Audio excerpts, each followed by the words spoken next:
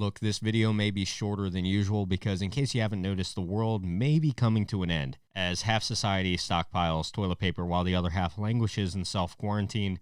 I thought it would be a good idea to take a look at 5 of the best case scenarios for how the world would end as presented by Hollywood. But before we do that, just a quick reminder to like and subscribe to our channel because it helps for reasons. Let's start off with some realism here, something closer to our current comfort level. I'm talking about Contagion. A super dry take on a pandemic, no nonsense, no zombies.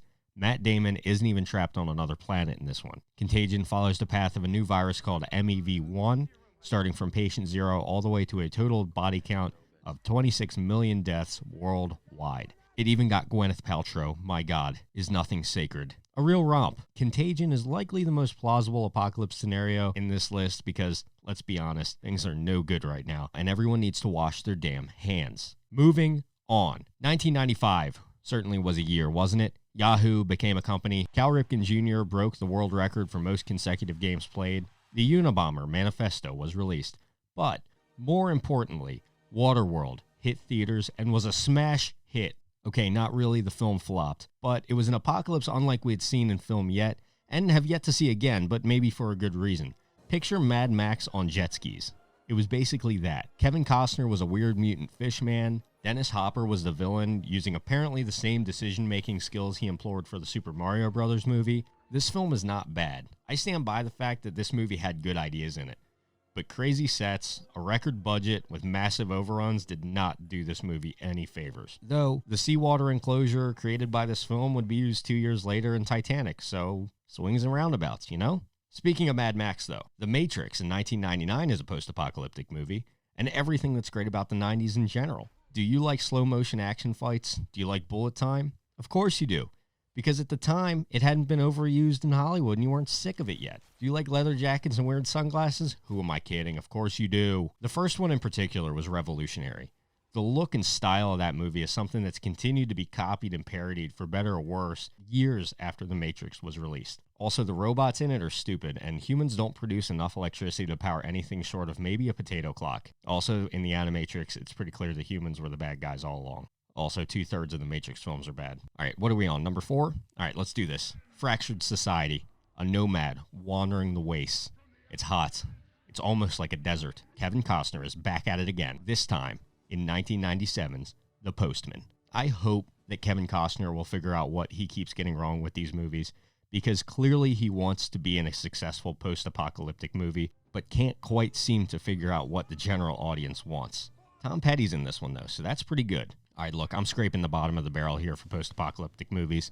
I guess at the end of the day, there really aren't that many to choose from. I think I've hit on the most popular ones already, but for some reason, I've already decided to say I was going to talk about 5, and I refuse to remake the thumbnail for this episode, and I am definitely not going back to edit my script, so I guess I have no choice but to talk about 2014's Left Behind, a post-Rapture apocalypse that stars Nicolas Cage as a pilot flying a commercial airliner on the day that a large population of the planet vanishes naked and mysteriously. This film is no good.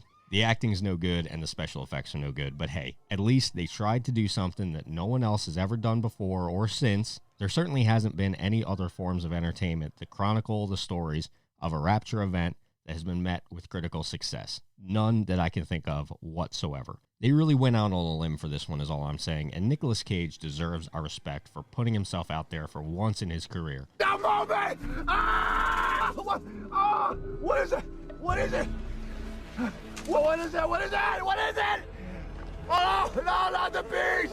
Not the bees! Ah! Oh, my eyes! My eyes! Ah! Ah! Anyway, I guess that's all the apocalypses there have ever been. I thought there would be more, but no, I think I definitely hit on all of them. There's no need for anyone to do any more research. I think I talked about all the major ones in this video.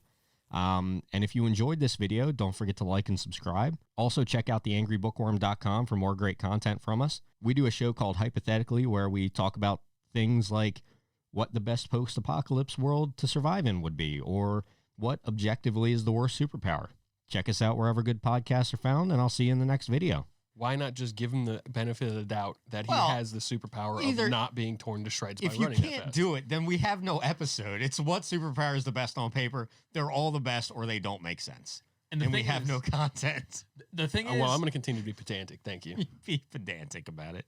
the thing is, you only find out about it once, but you instantly die. You're like, as you take off extremely fast, you're like, wow, death. Either your muscles rip out of your body, or you arrive at your destination, a pile of jelly. You don't even arrive at your destination. You go past it. It's the acceleration. You explode. You explode.